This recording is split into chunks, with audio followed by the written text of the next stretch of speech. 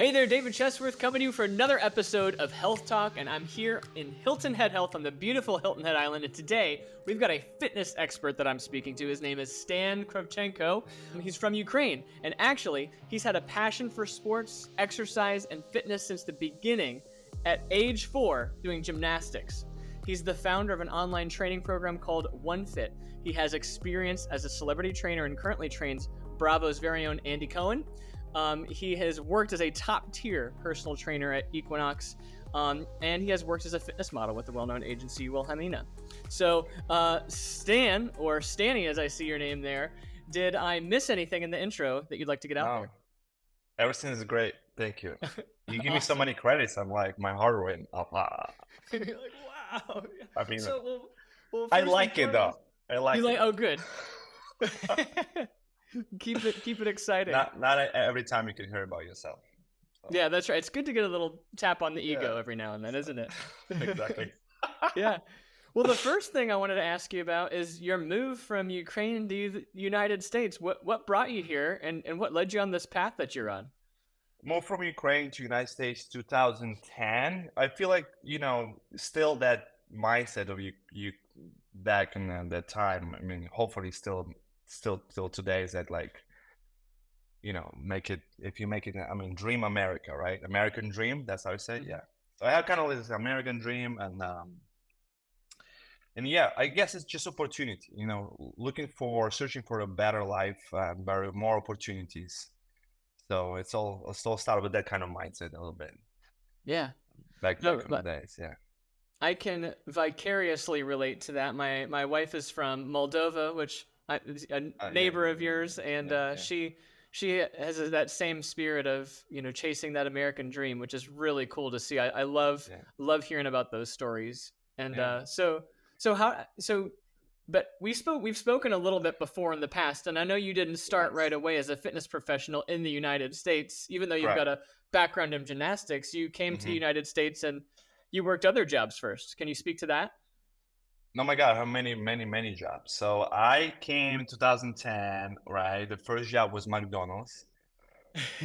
Mapping the floor. Actually, I started with mapping the floors, and I progressed to on a meat, working in the meat section, and then McDonald's, painting, actually on elder care facilities, painting the rooms, the constructions. I did work in hotel, the cleaning guy. Oh my God, I work security person. I work in a moving company for about 2 or 3 years, and oh my God, I've worked in a bread factory even for like a day. Oh wow. For Oh one my God, day. the guy didn't even pay me. Can we like? I hope he see this bad podcast, huh? Uh, Yeah. If you could only see you now. yeah, exactly. So in a bread factory, it was interesting. It was a lot of interesting, and I'm really lucky and happy that I went through, all the jobs, kind of like get some experience from each job, and it was a great run. Yeah, and then I tapped into fitness in 2014 after 4 years, like juggling all the jobs and making Yeah. money. Yeah. So how did you start in fitness? Did you join a gym, or did you start what came first? Or did you do the modeling first, the training first? How did that all kind of come into It play? even so all comes together in 2014. What happened is my background, right? I was doing gymnastics in Ukraine, and after the gymnastics in Ukraine, I kind of started doing the bodybuilding and men's physique competitions. And when I came to United States, all these 4 years of juggling the jobs, and then 2014 when I went to be security guard at Christian Dior on 57 at Fifth Avenue, and one guy who was VP at that time, he just saw me. He's like, "Your guns looks good," meaning like a biceps, meaning like my arms looks good. Yes. And I have a very good like a suit, a little tight. And I was working out at the time, competing already in men's physique here in the United States, but not thinking about that I'm going to work as a personal trainer. He gives me this idea. Why don't you I mean, he learned about me. He asked me questions. He's like, "Oh my God, you used to do gymnastics and stuff, so you're really into fitness." And I'm like, "Yeah." And I'm working out. I'm competing here. He's like, "Why don't you pursue the fitness? Like, it seems like it's like your lifestyle anyway." I'm like, "Oh my God, it's a great idea." And he's like, "Yeah, I have a trainer. We can try together if you're willing to come to my building and train me." And I'm like, "I have no idea how I'm gonna do this. I never train people. I train my friends and I work out with my friends, right? But I never had Sure. experience of that." Then he's like, "You have to go through the process in the United States. You have to go to actually we have a school for trainers." I'm like, "Can you find out for me?" So he did find out for me the school. There was a NAS, National Academy of Sports and Medicine. So I Sure. went to the school, and then my first job, I remember after quitting the Dior, I went to Equinox in the West Village in New York City, Manhattan. I literally Googled it. I Googled it, best club, and I went there, yeah. And I got hired. I'm very happy since that day. Yeah, it's all changed completely. And I started working as a trainer at Equinox. You learn a lot as well as being a trainer there. They have a good like educational system school for trainers. And I applied for Wilhelmina. Someone also told me this. I'm like, oh my God. So I worked there for a year. Yeah, was a good experience. It's hard to be. The modeling agency. Yeah, it's hard. You have to go through all these castings. You go to 10 castings, maybe get one job. It feels a little bit like people judge you by your look. Maybe, oh, you're too big, or you do this, or you're not high enough, or something like that. Yeah. So you're going through like this, like a body shape. I can't even say stuff like that probably because it's part of my life and it's good. But it does impact so in different ways your mental health and stuff like this. So Absolutely. Well, I'm glad you mentioned that because I think that's a common thing that a lot of people experience who embark on a fitness journey. There is a body image thing, and it's interesting to hear, someone who has been pretty fit his whole life, has been a model, and is a trainer, also goes through those moments, especially in the context of being judged. You're too it big, you're happens, too yeah. small, you're too this, you're too that, or you're not enough this, you're not enough that, and it kind of gets Yeah. in your own head. I mean, David, you can be a model too. Oh, Oh, come stop on, it! you You're know. making me blush. But no, I think that's well, and I think it also speaks a lot to the diet culture that a lot of people have been through in the past, where they feel like they have to hit a certain number on the scale or get a certain type of physique or a six pack, and if they're not there, then they're not good enough. And I was wondering, well, actually, I think before we go any further on that, I think a Yeah. lot of people who are listening right now heard me say at the beginning that you train Andy Cohen, and they're probably just dying to hear about that. So I know you train him often, and can you tell us a little bit about how you even got started training Andy Cohen and what it's like to have a celebrity client? Actually, before answering this question, I just went to his show, Watch for Happy Life, recently, so that was fun. Oh, cool. Um, yeah, it was good. I like going there. Yeah. uh, so it started around 2015, 16. He actually has these books like Andy Gohan Diary or some he has books, and actually he wrote that all paragraph meeting me there in the book. We met 2015, 2016 because I trained one of his friends, and one of his friends told me, "I'm gonna give you my friend. Maybe you can train him." Sure, I say sure. And the guy comes, and I have no idea that he has like reality TV shows, right? He's a producer. He has his own nightlife show. Like I have no idea completely who he is. I'm from Ukraine. We don't watch America. It's bad. We can watch America, right?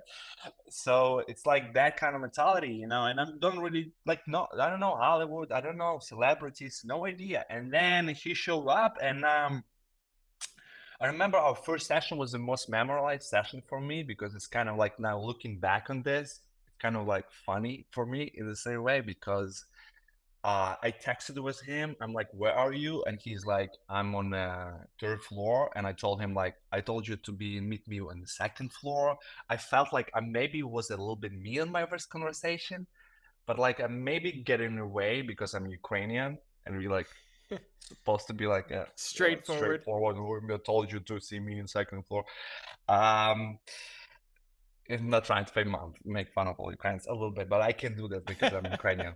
Absolutely.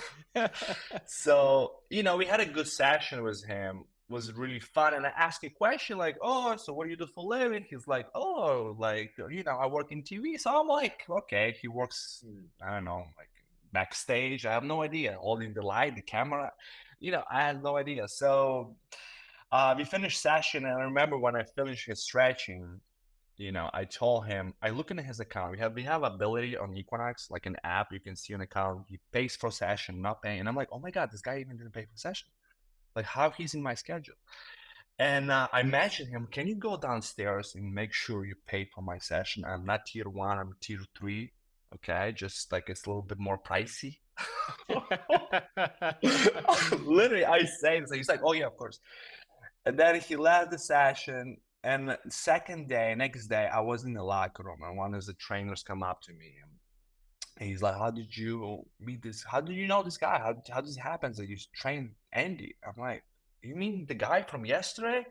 He's like, "Yeah." I'm like, "I don't know. Did the friend give it to me?" He's like, "Oh yeah, you know who he is, right?" Then I'm like, "No." So then he explained me, right? And I'm like, oh, okay, so he's kind of famous, and I don't know. So let me follow up with a text message. I'm like, hey, it was so nice to see you. Can you come back? Yeah. Really?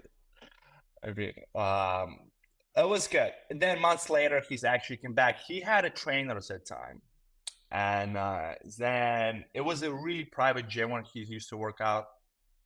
In the private gyms, small gyms, it's no like community there, no people to see. It's like really one-on-one. Sometimes it's getting like mentally challenging, can be boring. Sometimes you're looking for a scene a little bit, looking people, say hi, interaction. So I think that's what he was looking for. He wanted looking for in being that kind of more open space gym with more people there, right? While he's also in the private. So we was doing like a first year between his trainer on that time and me, and I kind of share details like what they work on it, so I can continue working other parts of muscle. And so we was kind of communicating, and then through the time he's like fully transitioned to me, and then yeah, since we started, it was still till today. Saw him last week.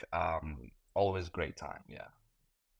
I absolutely love the innocence of your first interaction with him, how you just had no clue who he was and had a great training session with him, and you found out who he was because he happened to train with you that day. Yeah, it's thank you though. I just don't want to like I don't want to come out and as the person who's like putting people, oh, he's celebrity, we should, treat him better than anyone else. Absolutely. Everyone's is equal, but it does have a little effect on you. You're like, oh my God, really? So, a little bit. Absolutely. Yeah. Yeah, of course. It's so and I imagine there are a lot of similarities in training him as you would any other client, as I would imagine he has a lot of goals around just staying healthy and fit. But I'm also curious if there's any differences in training a celebrity like that, when they have a lot of events where they're on TV, and you even mentioned for yourself you got to look a certain way. Do you notice when training with him like an added level of pressure from him, or what's it like? How is your training different with him, or is it different with him as it would Yeah, be with correct. other clients? Yeah, correct. I mean, let's say with Andy, right, public persona.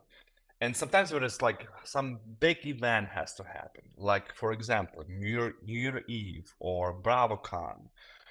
So we obviously want him to be in the best shape, right? So maybe he's like, okay, we have a month to this big event where there's gonna be a lot of views, right? You're gonna be big exposure. So we wanna maybe slim down a little bit, lose weight, maybe in that time, try not to drink at all alcohol, your skin looks good, and all this stuff. So it does affect, it depends on the events he had. So we kind of like adjust our program, and also he comes more frequently at that time. He making more as a priority. His nutrition kind of changed as well. And overall my workout also changed slightly sometimes. My main goal with him to have a very well-rounded program. Like we do strength training, we do some athletic stuff as well. We do warm up, stretching, mobility, flexibility stuff. Um, and emphasizing more on strength training. So maybe when he has some event, he can come frequently. We adding some cardio as well. We adding some other stuff there. So obviously, yeah, his condition, his body, his just overall looks kind of change in a much better, in some better ways. Yeah. Gotcha. So you kind of have to time some things based on certain events, and depending on the type of event, might My dog. determine how you train leading up to it. Correct. Yeah, and I had the experience with that myself. I'm sorry, my dog is barking. That's okay. She's cute. She's 7 years old. She's protecting me here. Oh, And I have experienced myself when I was competing in men's physique, for example, right? You have a certain time, like you have 12 weeks or 6 weeks, 16 weeks for that event, for that specific event when you will be on the stage, all lights in, and you want to be in the best composition body ever. Like you want to be super lean, you want to do muscular and vascular and looks good and haircut even's good. Everything should be good, right? So it's that specific time. So you're kind of timing everything, you're adjusting your nutrition, your workouts toward that event. So it kind of was a similar experience. I kind of bring my experience towards my clients' specific events. But you know, when you work with a gay man, for example, right? It's they always has to be in the top shape because in the summertime, it's a beach time. Even in the winter time, you go to Rio or you go to I don't know Mexico, Zipolite, you go to some beach resort. So it's for gay men. It's kind of like you need to be always in top shape, so no he's matter the he's season. he's always got a show of some sort. Yeah, it's some sort of yeah. It's sometimes an on and off, but most of the time is on. Yeah. Gotcha. So would you say that, when you mentioned when you did modeling, the things that you had to do like the weeks before that, would you say that those are like sustainable things that No, people could do for a long time? it's so not sustainable. That's the whole thing about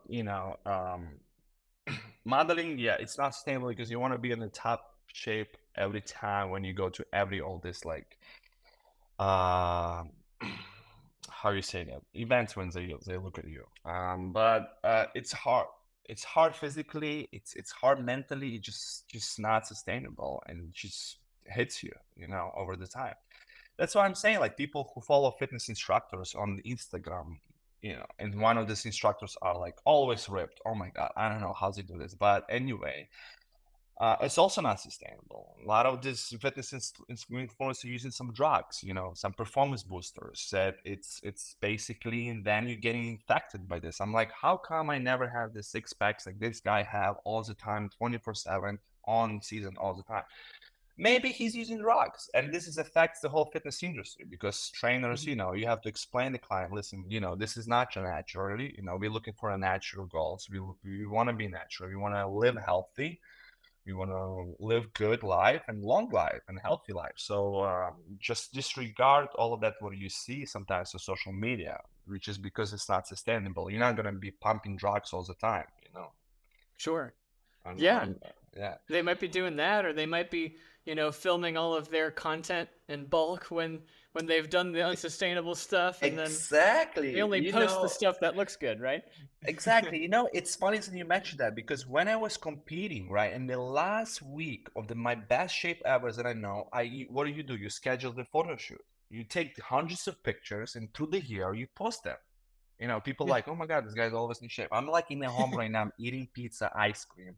I have much higher body fats than ever, and I'm gonna be throwback Thursday. Look me. Yeah. You know. Yeah, exactly. And people think that's still what you look like. Yeah, Exactly. exactly. Yeah. Yeah.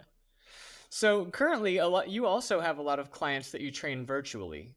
What are some Yeah. pros and cons that you found, training in person versus virtually? For the past few years, I'm kind of transitioning to virtually. I have in person still and transitioned to virtually. And I kind of bring this concept, combining these words best both together. Because in person, uh, you're doing through the assessment stuff like that, and I kind of brought the concept to virtual as well to have like some sort of consultation call and some sort of assessment. But I will come back to this later. What is the pros and cons about virtual in person? In virtual you don't pay overhead, right? I'm staying home. Like, it's nice. I'm not paying fee of the gym, which is good, which is also means it can be cheaper, right? For the client as well to Mhm. buy session with me, let's say, right? Because I'm not paying overhead in the gym. And also it's comfortable. I mean, comfortable for the trainers as well, because I'm at home. I mean, I'm at home. I can be in some different country, right? I can go to Ukraine, not now, but in general, like I can Yeah. be in some different country right now, which is comfortable. It's great. I think also you're not dependent on gym hours. Like gym hours, since I'm from 8 to 8, whatever they close. Maybe early in the morning. Yeah, I don't know. So schedule kind of there too. But the bad stuff about virtual, like not bad stuff, other opposite side, that you depend on technology. Like if it's my internet or my earpods gonna fall off, right? You Exactly. you have this stuff, right? Or internet cuts out, or something happened, right? Or I don't know, China invades us right now, blackout. I don't know. Right. So Yeah. you kind of depend on technology and around the internet connection.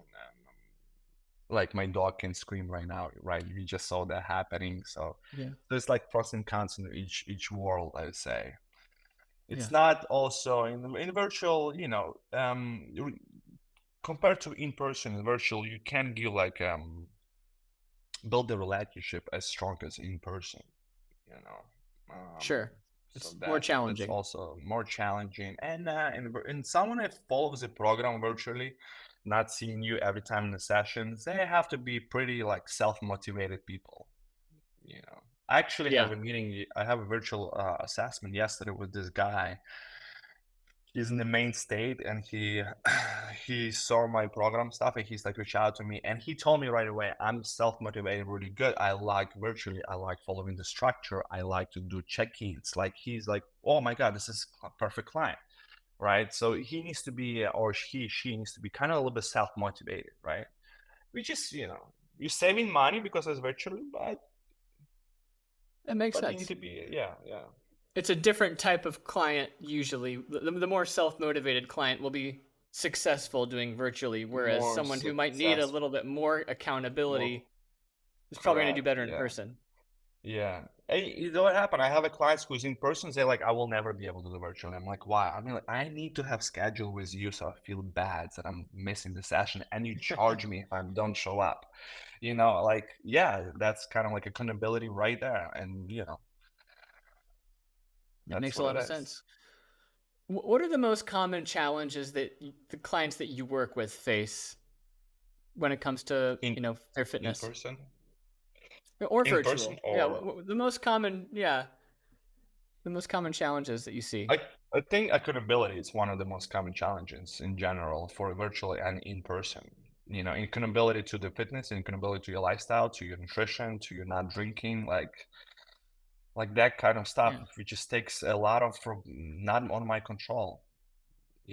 So it's a lot on them as well. You kind of that's why personal trainer and coach is a bit different thing.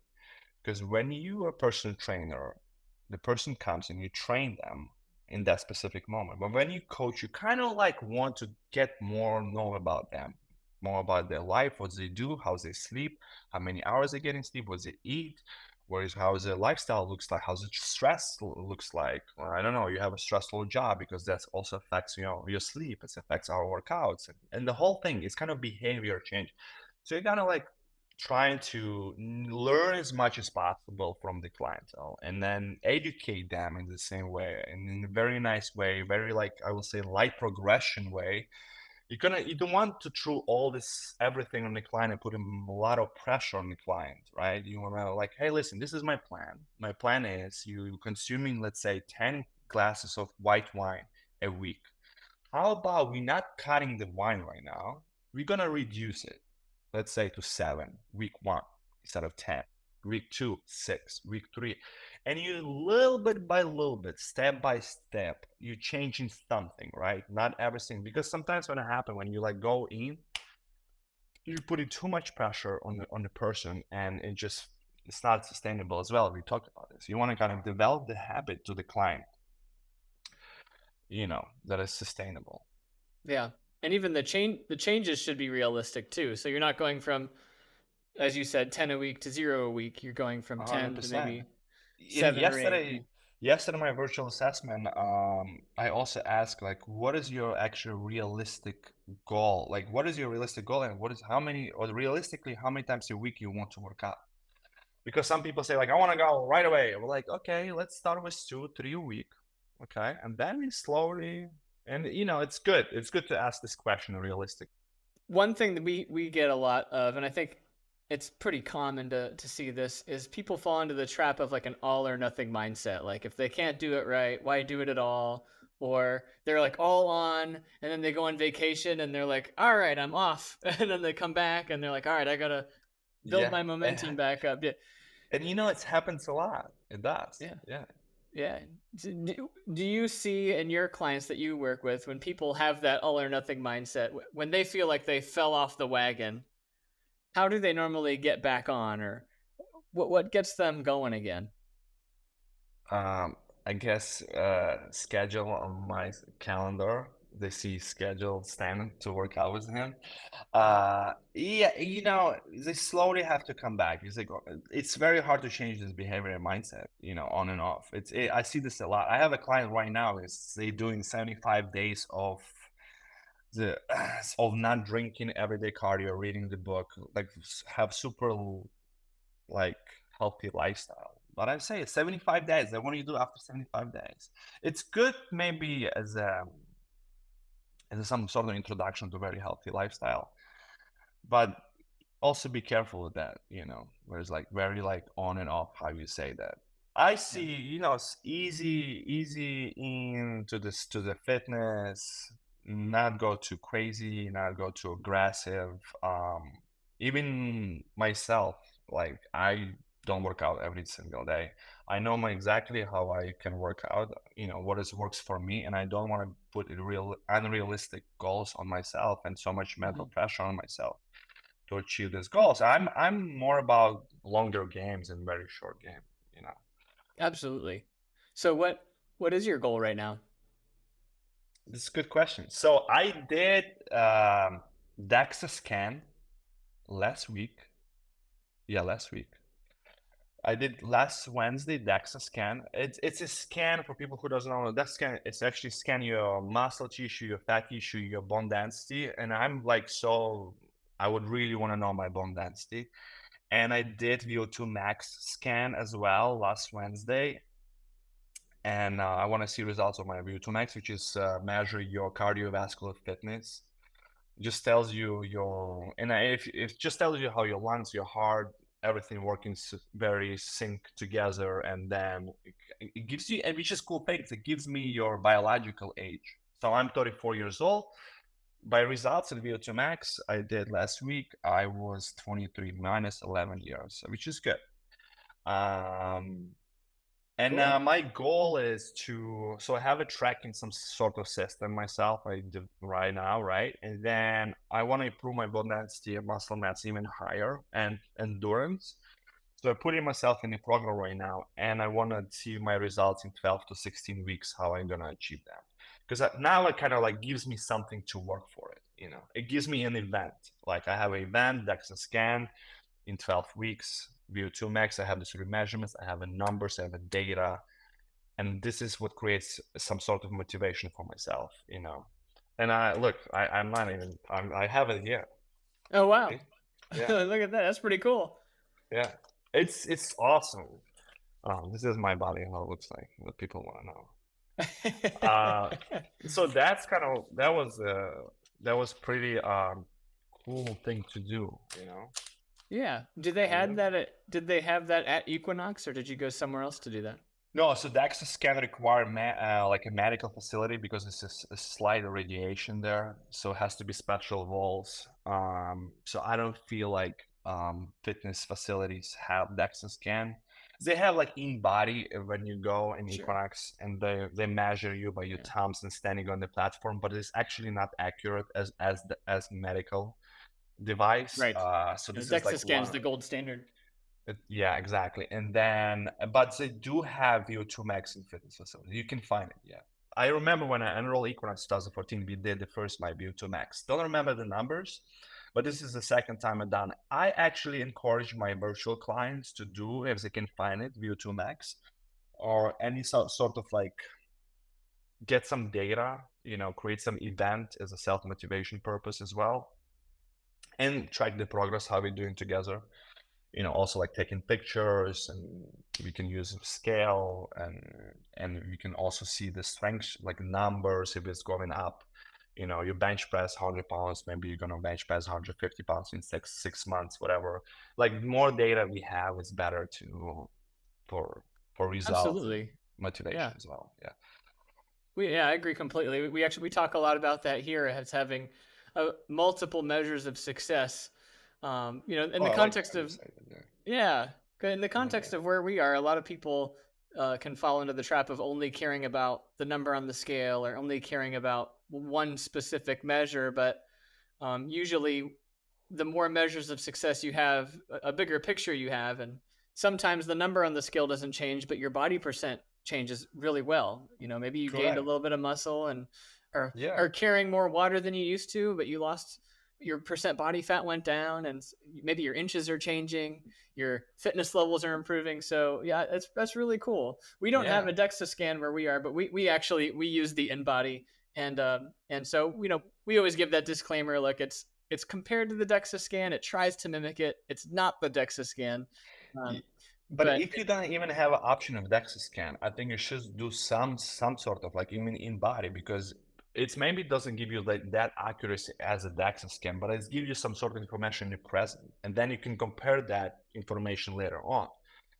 So absolutely. even in the gym we have where I work right now, we have in body. So I would like, we're not gonna go to DEXA, but let's go in body right now, and then Yeah, we do the same machine in 12 weeks. Let's see. absolutely. Hmm. Well, so what recommendations would you give somebody listening who is looking to get started with exercise, but maybe they haven't done it in a while and they're not feeling motivated? Sign up to onefit.com. Sign up to work with a coach. Do you like this? I'm joking. Uh, Yeah, listen, I I love it. always say, take it easy. Always sort of like easy step in the fitness world, in the health and wellness. Don't be that, like we just talked about, on and off, right, kind of guy. Step Yeah, by step, little by little, hire a professional. It's always better to start with professional who knows what they're doing. In the beginning, especially, it's the most important thing. Start with someone, invest. It's not a waste of money. You're not spending money on something. It's investing money yourself. It's the best investment you can ever have. Hire the professional, have a plan, learn from professional, and then listen. If financially you're not stable, to continue, but at least you did something in the beginning to build a great foundation for yourself, and then a great you point. can move on. Yeah. That's a really good point. It's I love the way you phrase that. It's not working with a trainer or working with a health professional is not spending money. It's investing in your health. And hopefully you're taking more with you beyond the sessions that you gain from those sessions. Um, Correct. yeah.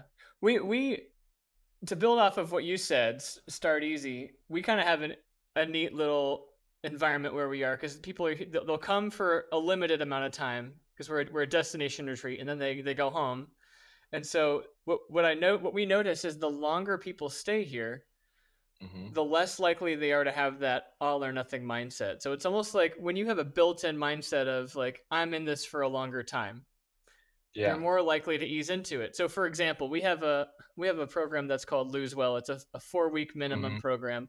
And Okay. the guests who come for that program, they don't have the same type of like I got to make sure I do everything today kind of attitude. Whereas we have a 1-week program called Jumpstart, and in that program, it's just such a common behavior we see in our guests where they feel like they have to do every class all day or they're not getting their money's worth, and they got to go here, Yeah. they got to go there, and then Yeah. like Yeah. the halfway through the week they're just beat up. So despite our best efforts to Exactly. proactively tell them this, they inevitably usually have to realize it for themselves. but it's just, I think the reason I bring that up is because I think when you have a mindset of I'm doing this for the long haul, like you said, like you have Yeah, long-term goals, you're yeah. more likely to take it realistically, I think. I 100% agree with me. It's the same like when we went to the Dominican Republic few weeks uh, in June, January, February. Uh, and I went to all-inclusive resort, and it's so much food. I was like, I'm gonna Yeah. eat all food right now, and then I got sick. I'm like, I got sick. This is that mindset that I'm telling you not to do. I had Yeah. that in that moment. It's I human went through nature, isn't it? I went through the whole food, cakes, everything, grapes. Give me more, or drinks for free. Give me drinks, like the Yeah. whole thing.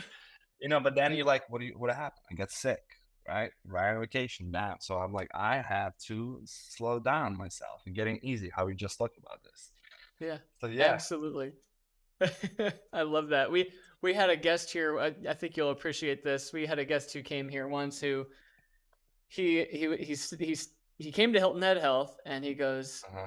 I'm in Hilton Head and there's this restaurant I love and I rarely come to Hilton Head, but when I'm there, I gotta go to this restaurant and there's this thing on the menu and I forget what it was, but it wasn't healthy. And he goes, and when I'm here, I have to get it because there's nowhere else that I can get it, so I get it when I'm here. And so our initial Curious. reaction was, okay, yeah, that's great. Like Yeah. it's not a common thing. Like it's a joy in Yeah. life. Absolutely, Yeah.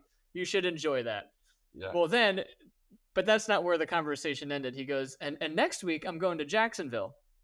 And in Jacksonville, Okay. there's this restaurant, and I'm only Okay. in Jacksonville once every few months. But when I'm there, I and Exactly. then the week after, I'm in Charleston, and there's this restaurant. And so it was every week he was going somewhere Yeah. that he Yeah. doesn't go often. Yeah. But the reality is, it's like that special occasion isn't really special if it's all the time. Oh, correct. I totally agree Yeah, with you. It's funny. yeah, Now I want to know. Now I need to visit Hilton Head Health. yeah. You got to come down here, man. We'd Yeah. love to show you Yeah. around. I Yeah, would love to see it. If I'm there, absolutely. I'm gonna reach out to you in the Please, area. absolutely. Okay, Well, good. Stan, it's been awesome having you here today. We'll have to have you back. Maybe next time you're on, we can bring Andy on and he can We tell us can how bring good of a Andy. trainer you are. Yeah, Yeah, I hope so. All right. yeah. But before we say goodbye today, any final words of wisdom for our listeners today? Getting easy, my friend. How we Yeah. say? I guess it's the conclusion of our conversation today. Stay in balance. I will say this way, and everything what you do in your life.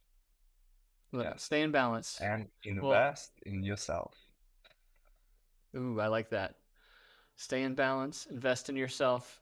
Well, Stan, really appreciate you joining us today. It's been a David, pleasure. thank Loved you. learning more about you, hearing about Same. One Fit, hearing about your training style.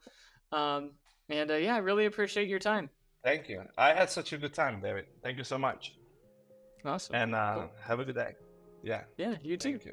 All right, thanks again, Stan, for coming. And thank you for watching and listening today. We hope you got a lot of value out of listening to Stan. He got some pretty cool stories coming all the way from Ukraine, training Andy Cohen, training as a model, training for different events, and just talking about how in long term, really what he's focused on is health. He's with himself, with his clients, even with Andy, and how really a lot of those like very restrictive programs are always short-lived, not sustainable. The baseline of what we do is always focused on healthy habits, sustainability, what's realistic for you. So again, hope you got value out of this today. Comment below, reach out to us. What other topics do you want to hear us talk about? Who else would you like to hear us listen to and see us interview? At the end of the day, these podcasts are for you. So again, thanks for coming. We'll see you next time.